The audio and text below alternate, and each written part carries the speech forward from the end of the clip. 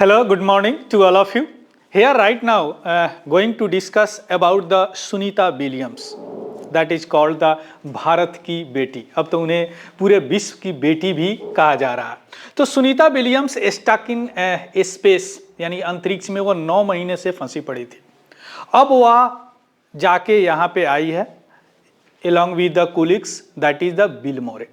So right now going to discuss why the Sunita Williams had stuck in space for the 9 months, यानी 9 महीने से वह क्यों फंसी हुई थी स्पेस में. Then we'll discuss what is the space station, यानी कहाँ फंसी हुई थी, क्यों फंसी हुई थी, why stuck, and कैसे यानी how he returned on the earth, है ना, along with the colleague.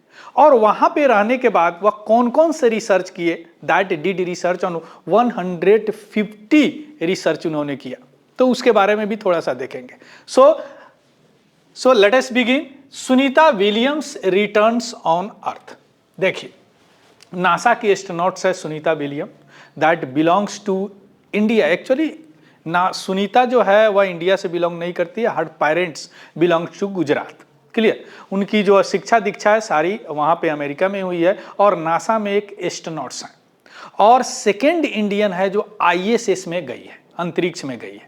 Clear. पहला कौन है, दैट इज कौन है, शिवाज कल्पना चावला, जो आप नहीं रही है ना, वह उतरते समय आग लग गया तो उसमें उनकी मृत्यु हो गई. तो नासा एस्ट्रोनॉट सुनीता शुन्नी विलियम्स फुल नेम है, and along with the her colleague's name Barry Butch Wilmore. याद रखिए क्या, berry Butch bill more.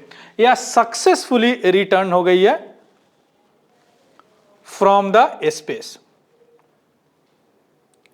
From the space, successfully return to the earth from the space. और वह 9 months यानी 286 days वहां पे रही और उसके बाद वहां पे आई. क्लियर. यहाँ पे कैप्सूल गया था, वह कैप्सूल उनको सेफली रिटर्न लेके आया. अब कहाँ से आईएसएस. देखिए आईएसएस क्या होता है, international space station, that is the name of space station. सबसे पहला स्पेस स्टेशन जो है, जो स्पेस में इस्टेब्लिश किया गया था, उसका नाम था स्काई लैब. याद रखिएगा क्या नाम था, स्काई लैब, या यूएसए इस्टेब्लिश किया था. दूसरा जो है मीर है ना, इसको रसिया, उस समय यूएसएसआर था, है ना. और तीसरा जो है वह आईएसएस है, इंटरनेशनल स्पेस स्टेशन. इसमें 5 कंट्री मिलके इसको इस्टेब्लिश किया है. इंडिया नहीं है, चाइना नहीं है. चाइना इधर अपना एक इस्टेब्लिश किया है जिसका नाम है टियांगोंग. क्या नाम है, टियांगोंग, इन 2021-22. यह क्या करता है, from the earth surface 400 kilometre पर यह चक्कर लगाते रहता है अर्थ को, है ना, क्या ऑर्बिट करते रहता है. यानी इन 19 मिनट यानी 90 मिनट में वह एक ऑर्बिट पूरा कर लेता है, यानी एक चक्कर लगा लेता है. आया बात समझ में. तो उसमें साइंटिस्ट जाते हैं, बैठते हैं और एक्सपेरिमेंट करते हैं. कौन सा इन्वायरमेंट में, माइक्रोग्रेविटी इन्वायरमेंट में, इन हिंदी कॉल्ड द सूक्ष्म गुरुत्वाकर्षण. यानी वहां पे जो गुरुत्वाकर्षण होता है कंपेयर टू अर्थ बहुत कम होता है. और वहां पे जो एक्सपेरिमेंट किए जाते हैं वह बहुत फायदे, जैसे वहाँ पे पेड़ उगाए जाते हैं, वहाँ पे बैक्टीरिया को ले जाया जाता है, उसका देखा जाता है बायोलॉजी पे क्या असर पड़ता है, ह्यूमन बीइंग पे क्या असर पड़ता है. वहाँ पे एक चीज़ अभी तक नोटिस किया गया है कि इन इंडिया क्या पूरे विश्व में यानी अर्थ पे जो सबसे मेजर ऑपरेशन होते हैं, जो 7 आवर्स 8 आवर्स 12 आवर तक के ऑपरेशन होते हैं, उसमें बहुत सारे पेशेंट जो मर जाते हैं बिकॉज ऑफ द ब्लड रिसाव, जो ब्लड यानी खून के रिसाव के कारण मर जाते हैं. But in the microgravity environment जो होता है यह कम होता है, ब्लड का जो फ्लो होता है यानी रिसाव होता है वह कम होता है, जिसके कारण पेशेंट बच सकते हैं. इस तरह करके बहुत सारे एक्सपेरिमेंट किए जाते हैं वहाँ पे. तो वहाँ पे साइंटिस्ट जाते हैं, एक्सपेरिमेंट करते हैं, फिर आ जाते हैं. क्लियर, आ गया बात समझ में, आईएसएस. अब हम आते हैं कि ये है Sunita Williams and along with the Wilmore. ये बिल मोरे है, ये सुनीता विलियम्स. ये पिक्चर उस समय की है जब ये लोग यहां से गए थे. कब ये लोग गए थे, 5 जून 2024 को यहां पे गए थे, या माने 1 वीक और 1 वीक का यह टूर था, दैट इज द एक्सपेरिमेंटल, या इनका बोइंग का एक क्राफ्ट था, बोइंग का एयरक्राफ्ट था जिसका नाम था, स्पेस क्राफ्ट बोलिए, स्टार लाइनर। इसी से ये लोग गए थे 5 जून 2024 को फॉर द 1 वीक। लेकिन वहां पे क्या होगा, उस एयरक्राफ्ट में हीलियम लीक होने लगा। हीलियम लीक क्या होता है कि एयरक्राफ्ट के जो प्रेशर होता है स्पेस में उससे बचाए रखता है, इसमें हीलियम दिया जाता है। अगर यह हीलियम नहीं रहे तो एयरक्राफ्ट क्या हो जाएगा, पिचक जाएगा due to the pressure of the external environment. Clear? तो हीलियम लीक होने लगा, इसके कारण यह स्टार, कई बार प्लान बना लेकिन वहीं पे ये लोग फंसे पड़े थे। 9 महीना के बाद फाइनली यह वहां से यहां पे आ गया, अर्थ पे सक्सेसफुली रिटर्न हो पाए। कौन? सुनीता विलियम्स, भारत की बेटी, अलॉन्ग विद द बिल मोरे। यह है 5 जून का पिक्चर, जब ये लोग उड़े थे, इसी में बैठ के लोग गए थे। This is called the shuttle, this is called the shuttle, और यह स्पेस क्राफ्ट था, स्पेस क्राफ्ट है। और ये रहा आपका क्या बोलते हैं, ISS, इंटरनेशनल स्पेस स्टेशन, और इसी में बैठ के गई थी। क्लियर? अब हम आते हैं कि